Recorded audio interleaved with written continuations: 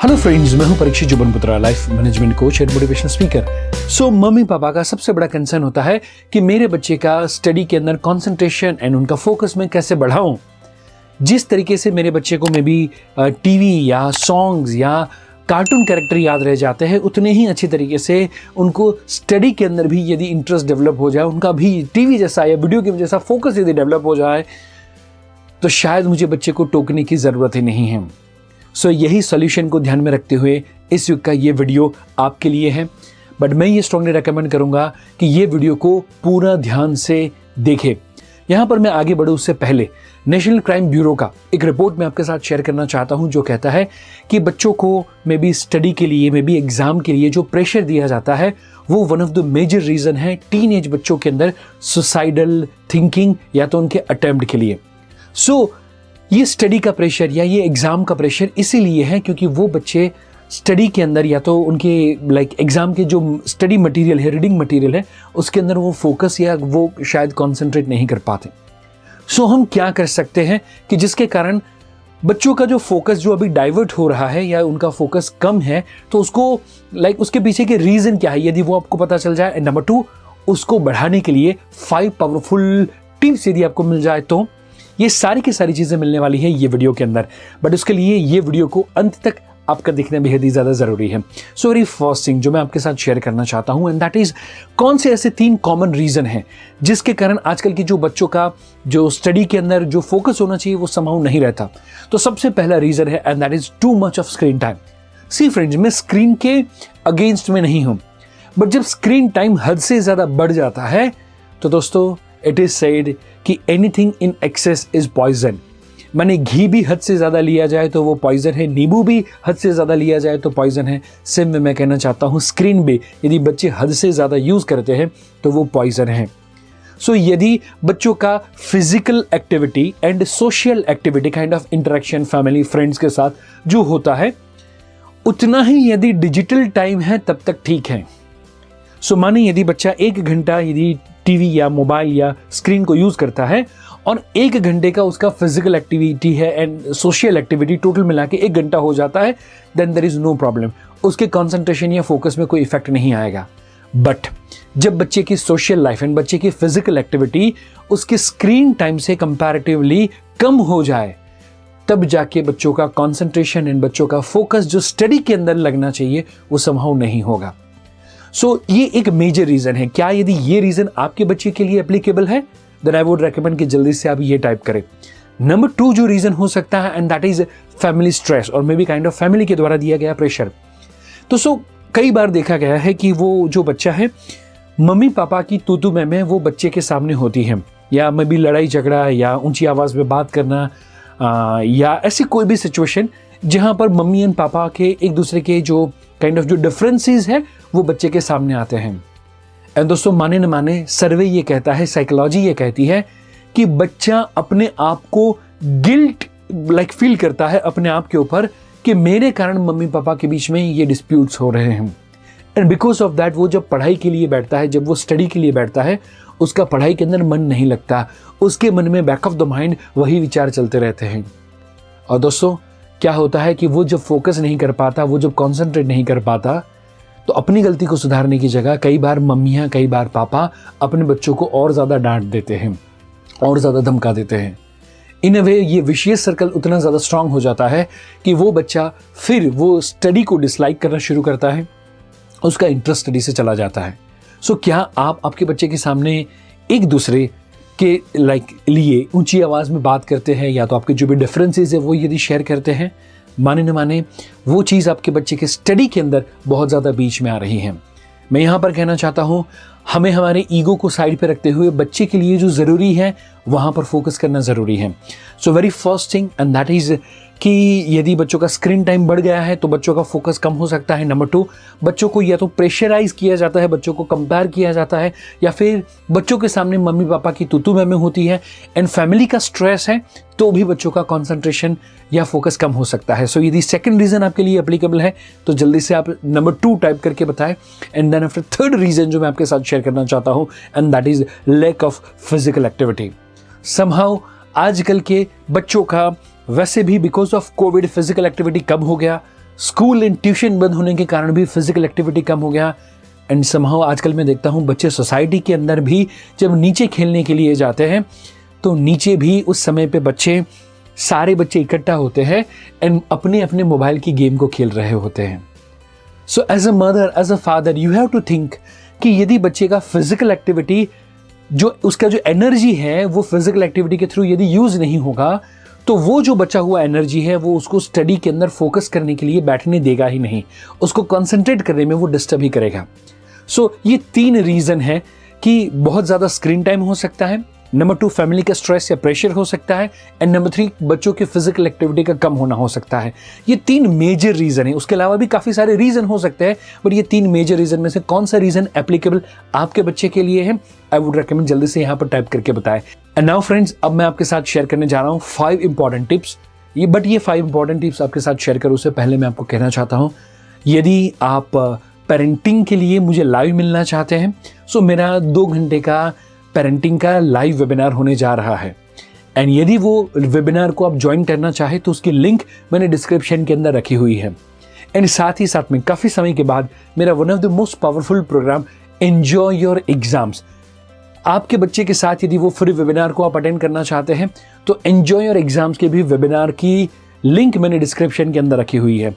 As a parent parenting का webinar आप attend कर सकते हैं और एंजॉय योर एग्जाम का वेबिनार आप अपने बच्चों के साथ अटेंड कर सकते हैं। ये दोनों लाइव इवेंट्स हैं, लिमिटेड सीट्स हैं, सो यदि आप चाहे तो आपकी सीट बुक करवा सकते हैं। नाउ ये तीनों रीजन जानने के बाद अब हम बात करने वाले हैं 3 ये जो रीजन है उसको सॉल्व करने के लिए 5 सॉल्यूशंस की। सो सबसे पहला जो सॉल्यूशन है एंड दैट इज दोस्तों, define your child's learning style.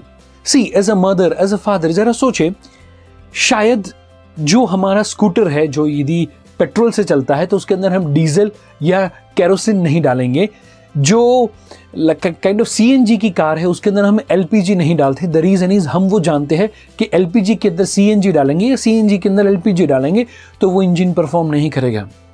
तो दोस्तों वो तो 5 लाख का 10 लाख का इंजन है, उसके लिए यदि हम वो सोच सकते हैं तो शायद आपके बच्चे का तो करोड़ों यानी खरबों रुपए का इंजन है, उसके बारे में क्या।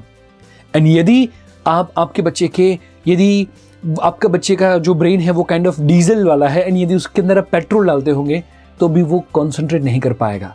सो फर्स्ट एंड पावरफुल जो टेक्निक मैं आपके साथ शेयर करना चाहता हूं, जो भगवद गीता के अंदर भी कहा गया है कि प्रकृति ही क्रियमाणानि कर्माणि सर्वशः। हर एक व्यक्ति की प्रकृति को हमने एक्सेप्ट किया हुआ है कि कुत्ता सर्टेन वे में बिहेव करेगा, चूहा सर्टेन वे में बिहेव करेगा, शेर सर्टेन वे में बिहेव करेगा। बट दोस्तों when it comes to human being और काइंड ऑफ हमारे बच्चे, समहाउ हमने उनकी प्रकृति को एक्सेप्ट नहीं किया है। सो बच्चे की जो लर्निंग की प्रकृति है वो किस टाइप से हो सकती है, तो मेजरली 3 लर्निंग टाइप्स हो सकते हैं। सबसे पहला जो लर्निंग टाइप है and that is visual, number 2 and that is auditory, number 3 and that is kinesthetic. So ये तीनों के 3 लर्निंग स्टाइल है। आस्क योरसेल्फ कि आपके बच्चे का इसमें से कौन से टाइप का लर्निंग स्टाइल है। Visual learning style and that is what, कि जहां पर बच्चा किसी भी चीज वस्तु को देखना, colour combination, matching, art, craft, documentaries, movies, cartoon, animation, ये सारी चीजों के अंदर यदि बच्चे का इंटरेस्ट है सो मोर और लेस बच्चा इज अ विजुअल लर्नर। जहां पर बच्चे को कलर कॉम्बिनेशन का या आर्ट एंड क्राफ्ट का ज्यादा सेंस है, नेचुरली उसके अंदर ज्यादा सेंस है, तो वो बच्चा विजुअल लर्नर है। Number 2 auditory. काफी बच्चे वैसे होते हैं कि जो विजुअल से ज्यादा ऑडिटरी होते हैं, सो उनको काइंड ऑफ गाना गुनगुनाना या ऊंची आवाज़ में पढ़ना, जब भी वो पढ़ते हैं तो भी लाउड रीडिंग करते हैं, या तो फिर वो जब भी पढ़ने के लिए बैठते हैं उनको कोई ना कोई सॉन्ग या कोई ना कोई म्यूजिक बैकग्राउंड के अंदर चाहिए। सो काइंड ऑफ उनका जो ऑडिटरी वाला पार्ट है वो थोड़ा ज़्यादा स्ट्रॉन्ग है। एंड देन आफ्टर बात आती है that is the kinaesthetic. So kinaesthetic is what, physical active. दोस्तों ये जो बच्चे होते हैं काइंड ऑफ फिजिकली बहुत ही ज़्यादा एक्टिव होते हैं, ये बच्चे होते हैं कि जिनका मैं कहना चाहूँगा कि फिजिकल एनर्जी बहुत ज़्यादा होता है। सो ये बच्चे देख के सीखना पसंद करते हैं, ये बच्चे सुन के सीखना पसंद करते हैं और ये बच्चे प्रैक्टिकल एक्सपीरियंस के माध्यम से, अनुभव के माध्यम से सीखना पसंद करते हैं। और ज़्यादातर ये बच्चों को शरारती करार दिया जाता है। ये बच्चे ज़्यादातर स्कूल के अंदर या क्लास के अंदर बैठ नहीं पाते बिकॉज जो टीचर बता रहे हैं उसका वो एक्सपीरियंस करना चाहते हैं। सो मैं आपको पूछना चाहता हूँ, आपके बच्चे इसमें से कौन से टाइप का लर्नर है? मे बी शायद visual learner, may be auditory, may be kinaesthetic, और शायद ऐसा हो सकता है इसमें से कोई भी दो चीज़ों का कॉम्बिनेशन भी हो सकता है। सो दोस्तों, किनेस्थेटिक हो माने उनके अंदर फिजिकल एनर्जी यदि ज़्यादा हो, सो यदि उनकी बॉडी हैवी भी होगी तो भी वो अच्छे तरीके से डांस परफॉर्म कर सकते हैं। एंड यदि किनेस्थेटिक एनर्जी लो हो तो मैं कहना चाहूँगा सुनील शेट्टी हो सकते हैं या सनी देओल हो सकते हैं। उनकी बॉडी भले ज़्यादा फिट हो बट फिर भी वो उतने अच्छे डांस के मूव नहीं कर सकते जितने ये दोनों कोरियोग्राफर कर सकते हैं। अग्री करते हैं? बिकॉज कि इनकी ये प्रकृति है, तो फिजिकली हमें ये दोनों को देख के लगे कि यार इतने हैवी बॉडी के साथ डांस कैसे हो सकता है, बट ये डांस के अंदर किंग भी साबित हो सकते हैं यदि वो अपनी प्रकृति को फॉलो करते हैं। एंड इसीलिए यदि आपका बच्चा में भी शायद किनेस्थेटिक है, आई वुड रेकमेंड कि आपके बच्चे को स्टडी करते वक्त में भी शायद वो स्ट्रेस बॉल आप दे दीजिए, या मे बी पेन की भले टिक टिक आवाज़ करता रहे, इट इज़ ऑल ओके। या फिर नंबर 2 मैं रेकमेंड करूंगा कि बच्चा का जब स्टडी का टाइम हो उससे पहले बच्चे के साथ में भी कोई ना कोई फिजिकल एक्टिविटी करे, बच्चे के साथ कोई ना कोई गेम खेले, उसके फिजिकल एनर्जी को यूज़ कर ले और उसके बाद में बच्चे के साथ स्टडी कराने के लिए बैठे। या फिर नंबर 3, बच्चा एक जगह पर चुपचाप गुमसुम बैठे, उसकी जगह पर वॉक करते करते यदि वो स्टडी करता है, या फिर नंबर 2 झूले पे बैठ के यदि वो स्टडी करता है तो वो उसके लिए ज़्यादा फ्रूटफुल रहेगा। राइट दोस्तों, मे बी शायद आपका बच्चा ऑडिटरी हो तो वो लाउड रीडिंग करें। नंबर 2, आप उसके लिए रीडिंग करें एंड वो बच्चा सुने। या फिर नंबर 3, उसका जो डिफिकल्ट लगने वाला लेसन हो उसको मोबाइल या कोई भी इंस्ट्रूमेंट के अंदर अपनी ही आवाज़ के अंदर वो क्वेश्चन एंड आंसर जो उसको डिफिकल्ट लगते हैं उसको रिकॉर्ड करें। एंड रिकॉर्ड करने के बाद वो आराम से उसको सुने हेडफोन लगा के, तो भी उसको जल्दी से याद रहेंगे। एंड जो विजुअल बच्चे हैं वो स्टडी के लिए may be cartoon, may be animation वाले जो वीडियोस होते हैं, यूट्यूब पे वीडियोस होते हैं, एजुकेशनल वीडियोस, उसका उपयोग करें या एजुकेशनल सॉफ्टवेयर का उपयोग करें। एंड यू विल सी कि उनका जो प्रकृति है अकॉर्डिंगली यदि वो पढ़ना शुरू करेंगे तो उनका कॉन्सेंट्रेशन एंड फोकस डेफिनेटली रहेगा। सो आप इसमें से कौन सी टेक्निक को फॉलो करेंगे आपके बेटे या बेटी के लिए, जल्दी से मैं चाहता हूं कि आप टाइप करके मुझे बताएं। सो नंबर 1, उनकी जो प्रकृति है वो हमें डिफाइन करनी है, उनका जो लर्निंग स्टाइल है वो हमें डिफाइन करना है। Then after number 2 and most important thing जो मैं कहना चाहता हूं, and that is use the power of right brain. Yes friends, हमारा दिमाग जो सबसे ज्यादा पावरफुल है और वो दिमाग का सबसे पावरफुल साइड है, and that is the right side of the brain, जिसको सबकॉन्शियस माइंड भी कहा जाता है, समहाउ हम उसका स्टडी के अंदर उपयोग नहीं करते। यस फ्रेंड्स, सो मैं कहना चाहता हूं कि हमारा जो ब्रेन है वो समहाउ 2 पार्ट के अंदर डिवाइडेड है। एक है and that is left brain और एक है that is right brain. So left brain है जब भी हम पढ़ते हैं, जब भी हम रट्टा मारते हैं, जब भी हम कोई भी मोनोटोनस काम करते हैं तो हमारा लेफ्ट ब्रेन काम करता है। जब भी हम लिखते हैं, जब भी हम कैलकुलेशन करते हैं, हमारा लेफ्ट ब्रेन काम करता है। पर दोस्तों, जब भी हम टीवी देखते हैं राइट ब्रेन काम करता है। जब भी तारक मेहता का उल्टा चश्मा देखते हैं राइट ब्रेन काम करता है। जब भी हम सॉन्ग्स को सुनते हैं राइट ब्रेन काम करता है। जब भी शायद हम कोई मे बी शायद पेंटिंग या आर्ट या क्राफ्ट का कोई भी काम करते हैं, हमारा राइट ब्रेन काम करता है। सो जो हमें पसंद हो वैसा, जो म्यूजिक से जुड़ा हुआ हो, जो कलरफुल हो, वैसे कोई भी चीज़ वस्तु हो जो इंटरेस्टिंग हो, वो सारी की सारी राइट ब्रेन में सेव होती हैं। एंड जो स्टडी वाली लॉजिकल चीज़ें होती हैं, मोनोटोनस चीज़ें होती हैं, वो हमेशा लेफ्ट ब्रेन में सेव होती हैं। सो नाउ सिंपल सी बात जो मैं आपके साथ शेयर करना चाहता हूँ, एंड दैट इज रॉजर स्पेरी के द्वारा ये रिसर्च हुआ। रिसर्च के अंदर ये पता चला कि लेफ्ट ब्रेन कैसे काम करता है और राइट ब्रेन कब और कैसे काम करता है। एंड ही फाउंड इन 1981, ये रिसर्च के बदले में उनको नोबेल प्राइज भी मिला था। सो अब जो इंफॉर्मेशन दे रहा हूं वो उतनी ज़्यादा पावरफुल है कि उसके बदले में नोबेल प्राइज मिला हुआ है। सो उनका रिसर्च कहता है कि जो इंफॉर्मेशन हम लेफ्ट ब्रेन में सेव करते हैं वो सिर्फ और सिर्फ 10% याद आती है, एंड जो इंफॉर्मेशन हमारे राइट ब्रेन में सेव होती है वो 90% तक याद आती है। नाउ जरा सोचे, आज से शायद 3 दिन पहले का न्यूज़पेपर आपने पढ़ा होगा। मैं यदि आपको पूछूं कि उसकी हेडलाइन क्या थी, अरे 3 दिन पहले का छोड़ो, आज सुबह का यदि न्यूज़पेपर यदि आपने पढ़ा हो उसकी हेडलाइन क्या थी वो शायद आपको याद नहीं होगा। पर यदि मैं आपको पूछूं कोई भी 10 साल या मे बी 20 साल पुराना कोई गाना हो, एंड यदि वो गाना आज रेडियो पे आए, 20 साल तक आपने वो गाना नहीं सुना है, बट 20 साल के बाद ही वो रेडियो पे गाना आएगा, तो माय क्वेश्चन इज, क्या वो गाना गुनगुनाएंगे या आप बोलेंगे मैं भूल गया? सो दोस्तों, वो गाना गुनगुनाएंगे आप, वो शायद मूवी का डायलॉग 20 साल के बाद भी मुगेम्बो खुश हुआ वो आपको याद होगा, या DDLJ का मतलब क्या था वो आपको याद होगा। लगान के अंदर आमिर खान था या शाहरुख खान था आपको याद होगा, भले वो 20 साल पहले मूवी आया था। द रीजन इज व्हाट, जब भी आपने मूवी देखा, कार्टून देखा, ऐसी कोई भी चीज वस्तु देखी, राइट ब्रेन काम करता है। राइट ब्रेन के पास कितने परसेंटेज कैपेसिटी है? 90%। सो दोस्तों, यदि ऐसा कुछ हो कि आपके बच्चे का काइंड ऑफ ये राइट ब्रेन आप एक्टिव स्टडी के अंदर कर ले, तो हमारी एजुकेशन सिस्टम के अंदर हमको सिर्फ और सिर्फ लेफ्ट ब्रेन का यूज करना सिखाया जाता है। बट क्या हो कि यदि आपके बच्चे का राइट ब्रेन, जो शायद टाइम पास के लिए बच्चा यूज करता है, उसका स्टडी के लिए यूज करना सीख ले तो सो दोस्तों वो पॉसिबल है। एंड दोस्तों, उसके लिए एंजॉय योर एग्जाम्स। यस दोस्तों, मैं आपको स्ट्रांगली रेकमेंड करूंगा, यदि ये राइट ब्रेन के साइंस को आप आपके बच्चों को समझाना चाहते हैं, सो पर्सनली लाइव मैं मेरे 2 घंटे के वेबिनार के अंदर आपके बच्चों के साथ और आपके साथ मैं शेयर करूंगा कि ब्रेन कैसे काम करता है, ब्रेन का फंक्शन क्या होता है, मेमोरी कैसे काम करती है। एंड दोस्तों, यदि ये मेमोरी को, राइट ब्रेन को आप यदि एक्टिव करना चाहते हैं तो किस तरीके से करें। और उसका मेरा जो लाइव वेबिनार है एंजॉय योर एग्जाम्स का, उसके लिंक मैं यहाँ पर डिस्क्रिप्शन में आपके साथ शेयर करूंगा। आई वुड रिकमेंड कि वो लिंक पे क्लिक करते हुए आपके बच्चे के अच्छी एग्जाम के लिए ये वेबिनार को जल्दी से ज्वाइन करें। नाउ फ्रेंड्स, मे बी शायद काफ़ी सारे ऐसे स्टूडेंट्स हो सकते हैं जिनको लगता है कि मुझे शायद याद नहीं रहता।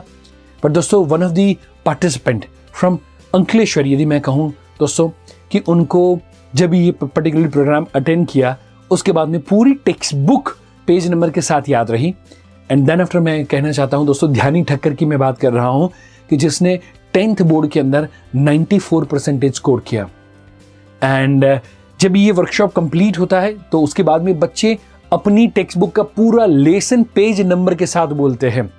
जो बच्चों को याद नहीं रहता था वही बच्चे पूरे टेक्स्ट बुक को पेज नंबर के साथ याद रख सकते हैं। कैसे याद रहता है दोस्तों? राइट ब्रेन का यूज करके। एंड यस फ्रेंड्स, यदि ये ध्यानी ठक्कर का पूरा जो पेज नंबर के साथ उसने पूरा लेसन जो किया, वो यदि वीडियो यदि आप देखना चाहते हैं तो वो उसके लिंक भी मैंने डिस्क्रिप्शन के अंदर रखी हुई है। वहां से आप ये वीडियो को अच्छी तरीके से देख पाएंगे कि किस तरीके से पूरे लेसन को भी पेज नंबर के साथ याद किया जा सकता है। नाउ हम नेक्स्ट टेक्निक की ओर आगे बढ़े। एंड नेक्स्ट टेक्निक है, and that is read read and read. Create a reading culture. Friends see, हम यदि घर के अंदर रीडिंग के कल्चर को डेवलप करेंगे तो ऑटोमेटिकली बच्चों को रीडिंग करना पसंद आएगा।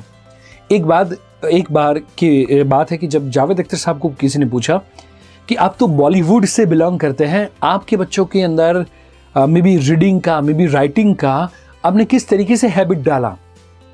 एंड उसके जवाब में जावेद अख्तर साहब ने उनको सवाल पूछा था कि आपके बच्चों ने आपको बुक लेकर पढ़ते हुए कब देखा। एंड तब उनके पास कोई जवाब नहीं था। एंड तब जावेद अख्तर ने कहा कि मेरे बच्चे मुझे रोज देखते हैं कि मैं पढ़ता हूँ, मेरे बच्चे मुझे रोज देखते हैं कि मैं लिखता हूँ, एंड ये काम को मैं एंजॉय करता हूँ। तो मुझे देखते देखते बच्चे ऑटोमेटिकली करना सीख गए, मुझे उनको सिखाना नहीं पड़ा। सेम वे मैं कहना चाहता हूँ फ्रेंड्स कि मैं आप सभी लोगों को कहूँ कि घर के अंदर ड्राइंग रूम, जहाँ पर सबसे ज़्यादा टाइम बिताया जाता है, उसकी सबसे ज़्यादा एक्सपेंसिव वॉल हो, उसके सेंटर के अंदर आपने क्या लगाया है। तो ज़्यादातर घरों के अंदर वहाँ पर टीवी लगा होता है। बट मैं कहूँ कि बच्चों का स्टडी टेबल कहाँ पर है, तो बेडरूम के किसी कोने के अंदर हमने स्टडी टेबल रखा हुआ है। एंड दोस्तों, जो चीज़ कॉर्नर में है एंड जो चीज़ सेंटर में है, you tell me the truth, बच्चों का ध्यान कहाँ पर जाएगा।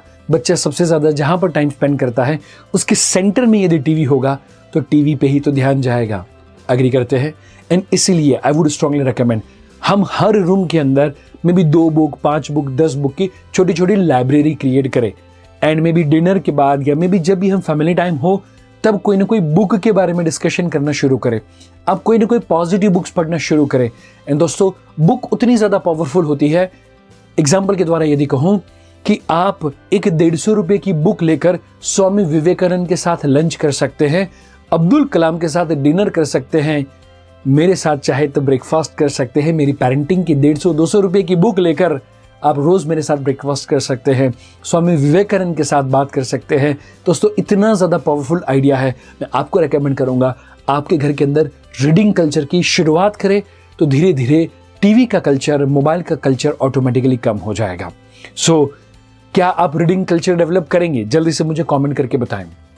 देन आफ्टर दोस्तों, मैं आपको बताना चाहता हूँ एक रियल जो गुजराती न्यूज़पेपर दिव्य भास्कर के अंदर आया हुआ आर्टिकल था, जहां पर कहा गया है कि बच्चे घर के अंदर खुश रहे उसके लिए इंटरनेट और टीवी के ऊपर उन्होंने बैन लगाया हुआ। और कौन सी कंपनी ने लगाया हुआ है दोस्तों?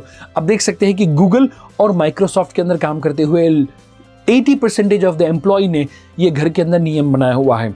वो लोग अपने बच्चों को सिलिकॉन वैली के स्टेनोर वोल्डोफन स्कूल में भेजना चाहते हैं कि वहां पर कोई डिजिटल क्लास, डिजिटल एजुकेशन नहीं दिया जाता। सिलिकॉन वैली की सबसे एक्सपेंसिव, सबसे मोस्ट डिमांडिंग स्कूल दोस्तों, वहां पर डिजिटल क्लास नहीं होते। एंड दोस्तों मैं कहना चाहता हूं, जरा सोचे, स्टीव जॉब्स को जब पूछा गया था कि आप आपके बच्चों को मोबाइल क्यों नहीं देते, क्योंकि उन्होंने 16 साल से पहले अपने बच्चों को मोबाइल या आईपैड टच करने नहीं दिया था, तो उनके पार्टनर के द्वारा जब पूछा गया कि आप आपके बच्चों को ये मोबाइल में भी आईपैड क्यों नहीं देते, एंड तब वो कहते हैं ये राक्षस को मैंने बनाया है, मैं जानता हूं कि ये मेरे बच्चों का कितना नुकसान कर सकता है। सो दोस्तों, हर छोटी छोटी बात में हम बच्चों को जो मोबाइल दे देते हैं, उससे पहले में भी शायद हमें गूगल या माइक्रोसॉफ्ट के एम्प्लॉय के पास से जानने की ज़रूरत है, या शायद सिलिकॉन वैली की स्कूल से हमें सीखने की ज़रूरत है, या शायद Steve jobs and Bill Gates ने अपने बच्चों के लिए जो नियम अपनाए हैं उसको ज़रा ध्यान देने की ज़रूरत है। डू यू अग्री कि आज हमें मोबाइल एंड जो टीवी है, वो जो स्क्रीन टाइम है, उसको मैनेज करने का सबसे ज़्यादा ज़रूरत है दोस्तों।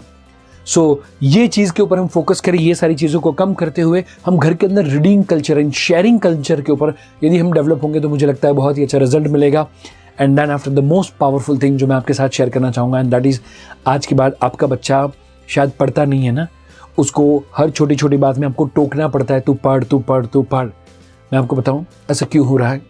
जस्ट बिकॉज उसके पास क्लियर कट गोल नहीं है, क्लियर कट विजन नहीं है। सी, बच्चे लेजी नहीं हैं, बच्चे आजकल के आलसी नहीं हैं, बट जस्ट उनके अंदर कमी है, तो एक गोल की, एक विजन की कमी है। एंड यदि वो गोल को एक बार आप वो बच्चों के साथ बैठकर यदि क्लियर करेंगे, उसका विजन बोर्ड यदि आप बनाएंगे, तो दोस्तों मैं कहना चाहता हूं, वही जो बच्चा नहीं पढ़ना चाहता वही बच्चा अपने आप पढ़ेगा, पर उसके लिए आपको उसके साथ विजन बोर्ड बनाना पड़ेगा। यदि मेरी रियल लाइफ की मैं बात करूं, 9th स्टैंडर्ड के अंदर 3 सब्जेक्ट में फेल होने वाला मैं बच्चा था। एंड मेरे पापा मेरे साथ एक दिन संडे नून टाइम में बैठे थे, एंड पापा ने मेरे साथ बैठकर मेरा विजन बोर्ड बनवाया हुआ था कि मैं बड़ा होकर क्या करना चाहता हूँ, मेरे क्या गोल है, क्या गाड़ी चाहिए, फलाना फलाना सारी चीज़ें।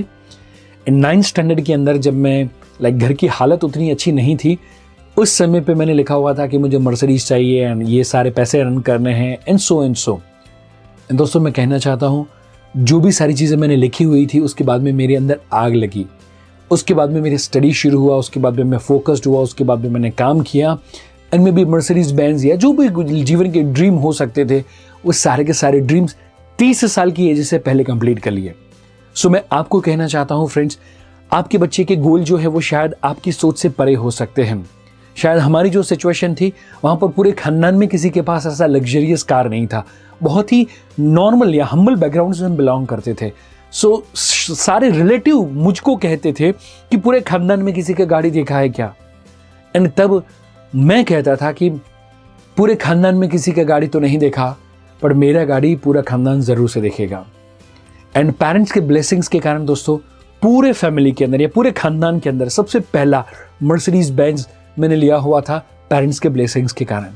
सो ये क्यों पॉसिबल हुआ? जस्ट बिकॉज कि मेरे पापा एक दिन मेरे साथ विजन बोर्ड बनाने के लिए, मैं क्या चाहता हूँ, मेरे गोल क्या है, मैं क्या अचीव करना चाहता हूँ, उसके लिए बैठे थे। सो बच्चे को हर बार टोके कि तू नहीं पढ़ता, तू नहीं पढ़ता, उसकी जगह हम पूछे तो सही, बेटा तू क्या करना चाहता है। वो शायद भले आपकी सोच से परे हो, वो शायद भले अभी लिम्बोर्गिनी या BMW या मर्क वैसी सारी बातें करे, पर दोस्तों आई वुड रेकमेंड वो एक बार लिखवाए। जब बच्चों का विजन क्लियर होगा, आई वुड स्ट्रांगली रेकमेंड, जब विजन क्लियर होगा उनका एक्शन क्लियर होगा, एक्शन क्लियर होगा, स्टडी के अंदर फोकस ऑटोमेटिकली आएगा आएगा एंड आएगा। एक बार अब बच्चों के साथ विजन बोर्ड बनाएं, बच्चों के कौन कौन से गोल है बच्चों के साथ क्लियर करें। देन आफ्टर दोस्तों और एक पावरफुल चीज़ शेयर करना चाहता हूँ, एंड दैट इज़ व्हाट, बच्चों के साथ डेली स्टडी रूटीन सेट करें। बिकॉज जो ब्रेन है वो ब्रेन आज सुबह में बच्चा यदि 6 बजे बैठता है, कल यदि शाम को बैठता है, परसों यदि रात को पढ़ने के लिए बैठता है, देन आफ्टर नेक्स्ट वीक में लेट नाइट को पढ़ता है, तो ब्रेन कांट अंडरस्टैंड। सो हमको क्या करना है, ब्रेन को हमें एक फिक्स हैबिट देनी है। एग्जाम्पल के तौर पे हम बच्चे के साथ बैठे, जैसे विजन बोर्ड के लिए बैठना है, I would recommend study routine के लिए बैठे, एंड हम बच्चे को बोले कि बेटा यू डिसाइड योर टाइम कि कौन से टाइम पे तू पढ़ना चाहता है, कौन से टाइम पे तू होमवर्क करना चाहता है। सो एक है लर्निंग टाइम और एक है होमवर्क टाइम। मतलब होमवर्क में ज़्यादातर लिखना होगा, लर्निंग है ज़्यादातर वहाँ पर रीडिंग करना होगा। आई वुड रिकमेंड बच्चों का शेड्यूल को देखते हुए, बच्चों की प्रायोरिटीज़ को देखते हुए एक बार आप बच्चों के साथ ये रूटीन बनाएं। सो वो फिक्स टाइम पे, जैसे हम 1:30 बजे लंच करें, 1:30 बजे लंच करें, 1:30 बजे लंच करें, तो 1:30 बजे भूख लग जाती है क्योंकि उसकी आदत बन जाती है। सेम वे यदि बच्चा 4 से 6 एक दिन पढ़ेगा, 4 से 6 2 दिन पढ़ेगा, 4 से 6 3 दिन पढ़ेगा, 4 से 6 4 दिन पढ़ेगा, 1 महीना पढ़ेगा, तो दोस्तों 1 महीने के बाद 4 to 6 पढ़ने की उसकी क्या हो जाएगी, हैबिट। और जब उसकी हैबिट हो जाएगी, कंसंट्रेशन ऑटोमेटिकली आएगा, फोकस ऑटोमेटिकली आएगा, इंटरेस्ट स्टडी के अंदर ऑटोमेटिकली आएगा। सो आई वुड रेकमेंड उसका होमवर्क का कौन सा फिक्स टाइम है एंड उसका लर्निंग का कौन सा फिक्स टाइम है, मैं स्ट्रांगली रेकमेंड करूंगा जल्दी से एक बार बच्चे के साथ डिस्कस करें एंड उसके बाद में यहाँ पर कमेंट में आके मेरे साथ वो टाइमिंग भी आप ज़रूर से शेयर करें। सो ये सारी चीज़ों को आप बच्चों के साथ फॉलो करें। एंड यदि आप पेरेंटिंग का वेबिनार अटेंड करना चाहते हैं, लाइव पेरेंट्स के क्या क्या फॉलो करना चाहिए एज ए पेरेंट हमें हमारे बच्चों के लिए, वो यदि जानना चाहते हैं, this is the webinar for you. And यदि आपके बच्चे का स्टडी के अंदर concentration and focus and memory power बढ़ाना चाहते हैं, उसके राइट ब्रेन को और ज़्यादा एक्टिव करना चाहते हैं, तो दिस इज द वेबिनार कि जो आपके बच्चों के साथ आप अटेंड कर सकते हैं। सो ये वेबिनार को अटेंड करने के लिए लिंक मैंने डिस्क्रिप्शन के अंदर रखी हुई है। एंड दोस्तों यदि आपका पेरेंटिंग से जुड़ा हुआ कोई भी प्रश्न हो, आपके बच्चे से जुड़ा हुआ कोई भी प्रश्न हो, या मे बी ऐसा आप चाहते हैं कि ये टॉपिक के ऊपर मैं वीडियो बनाऊं, तो मैं रेकमेंड करता हूं वो भी कमेंट करके मुझे बताएं। मैं आप सभी लोगों की कमेंट पढ़ता हूं एंड उसमें से जो भी टॉपिक के ऊपर सबसे ज़्यादा कमेंट्स आएगी, वो टॉपिक के ऊपर मैं नेक्स्ट वीडियो आपके लिए बनाने वाला हूं। सो आई होप कि ये सारी की सारी टेक्निक्स आपको अच्छी लगी होगी। मिलेंगे हम अगले हफ्ते ऐसा ही नए पावरफुल वीडियो के साथ। तब तक बाय बाय, टेक केयर।